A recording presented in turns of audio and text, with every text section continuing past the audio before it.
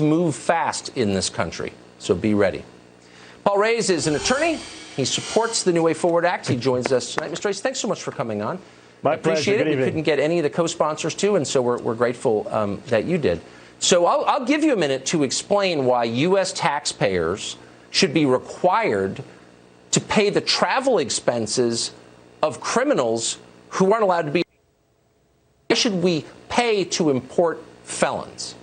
Well, basically, in the broader sense, the reason I support this act is because what it does is it affords due process to undocumented people, which is, as you know, guaranteed by the Constitution and recent Supreme Court rulings. It affords them an individual assessment of their case and also provides them for an opportunity for judicial review. Now, that's where what you're talking about comes in, where you have people who may have been deported under the 1996 Immigration Act for reasons that now, but if this act passed, would be found lacking in their due process or in the way the case was handled. No one is requiring that they would be allowed to come back to the country at taxpayer expense. What would happen is they would be eligible to apply to return to the United States. Thereby, their case would go back to the judge who originally handled their case. That judge would have discretion whether or not they would allow some type of review, of reconsideration of the case, which would then potentially result in their being brought to the United States. Let me just correct you.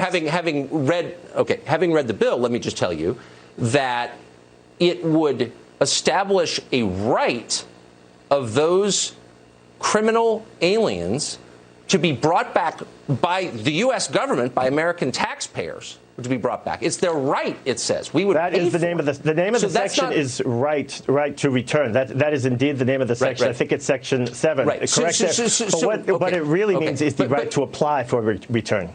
That is in the language of the bill. Well, and then, hold on, and then it's clear we would pay for it. So I'm just asking you, what percentage of Americans think that someone deported for a felony should be not only allowed to come back, but subsidized in the return? I mean, why would we import felons? It's a sincere question. Right. Who's this for? Well, there's two reasons, in my view. Number one is the cost factor. The amount of people who would be potentially eligible for this type of government-sponsored or taxpayer-sponsored return to the country could likely, we don't know. I think it's very small compared to the number of people that we currently have at our taxpayer expense, at government expense, in deportation in detention centers, in deportation proceedings, and clogging our immigration courts. Hold on. These are people with respect, these are people who are already living in their home countries. My second reason has to do with the felonies that you referenced. Right. My second reason has to do with these felonies. Our Supreme Court recently ruled, just in 2018, in DeMaio, Sessions versus DeMaio, that people who have been removed from the country or in danger of removal because of aggravated felonies, the Supreme Court ruled on constitutional grounds that terminology was too broad and too vague, and that these potential deportees were entitled to a review. This is legislation. It's not a Supreme Court decision. Right. But this is I hope that you will come back. We're going to stay on this because I think it's the most destructive thing I've ever seen. Mr. Reyes, we're out of time, but we appreciate it. Well, thank you. I hope that we'll see you again. Thank you. Likewise. Jerry Kammer is a research fellow at the Center for Immigration Studies. He's also